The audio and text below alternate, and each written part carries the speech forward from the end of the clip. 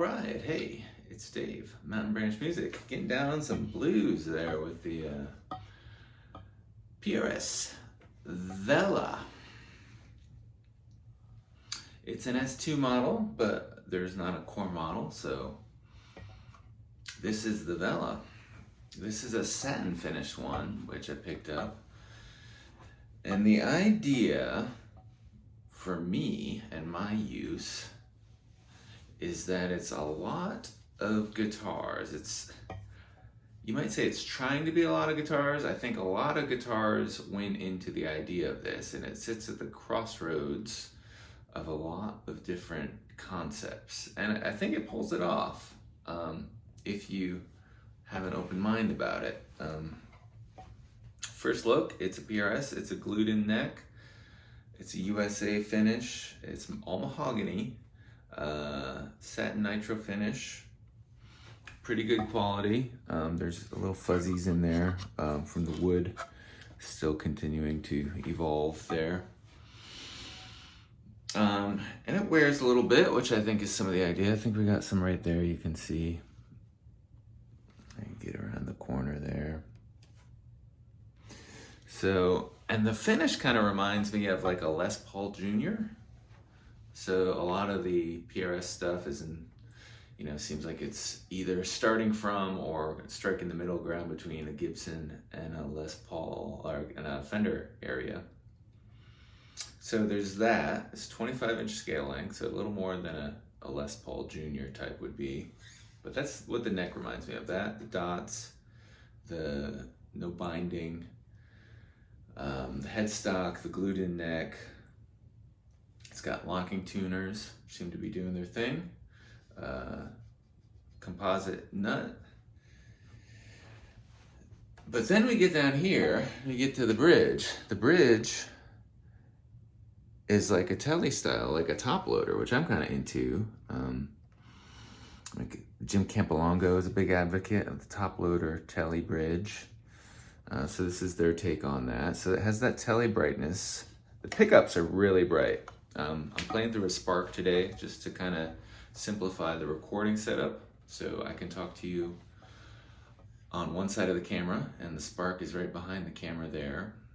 And then hopefully we just get some nice compression on my voice and the amp to kind of balance everything out. So let me know how we're doing on that front.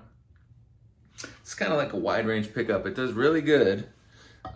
Gets plenty of high end, especially through a tube amp.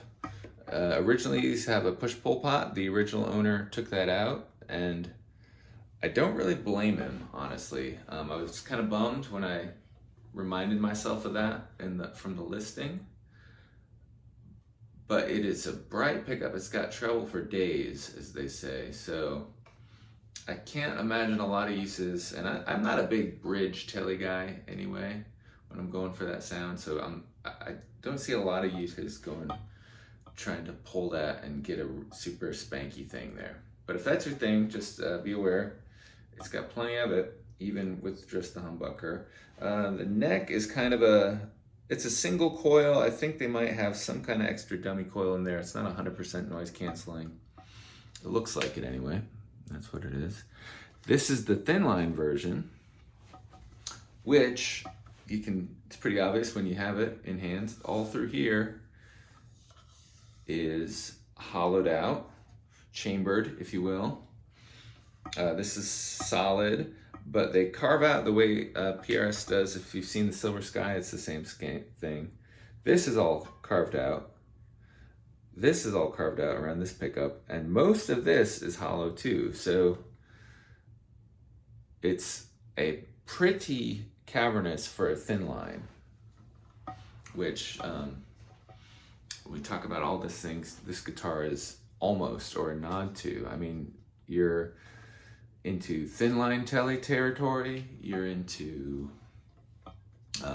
normal tele references here.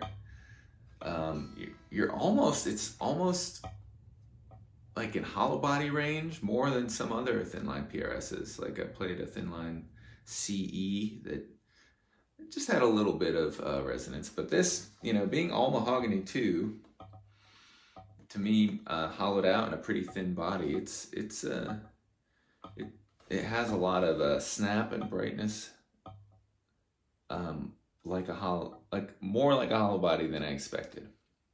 And that said, it's almost, when you look at the body shape and the way it plays, like a Telemaster, kind of Jazzmaster, or a Jaguar reference. I mean, really, the shape, to me, with the F-hole especially, it wants to be a Languedoc in some sense. And so that's the cool thing about this. It's not a wannabe guitar. It's not a Languedoc clone. It's not a tele copy like the NF53. It's not a Strat copy. But it's just this cool merger of all these things. So that's why I'm using it as a kind of all these things. Great second guitar to have. I could see getting attached to the sound where it's a primary guitar. So, and then you need a backup. So then you could do a variation with the solid body or the different finish. So that's where I'm at with it. I'll just do a couple more tones. I had the tweed kind of sound coming through, and I hope that's translating. I really like these reverbs and stuff on the Spark. And then I had a compressed tube screamer into a blackface style thing, which was giving us more of the sustain-y sounds. I'm just gonna do a couple things. And before I do, it's got a very indie kind of vibe to me too. I could see like Thurston Moore, Nels Cline making real good friends with this instrument. It has this kind of the lightness also of a Jazzmaster or a top-loading Jaguar later Fender style design. So it has between that and the like I said, the LP Junior feel, it really does the punk thing, the indie rock thing really well, really inspiring for those kind of things I found. And I might layer in some clips of some other samples I did to give you some of that vibe. But I'm gonna jam a little bit more and we'll go from there.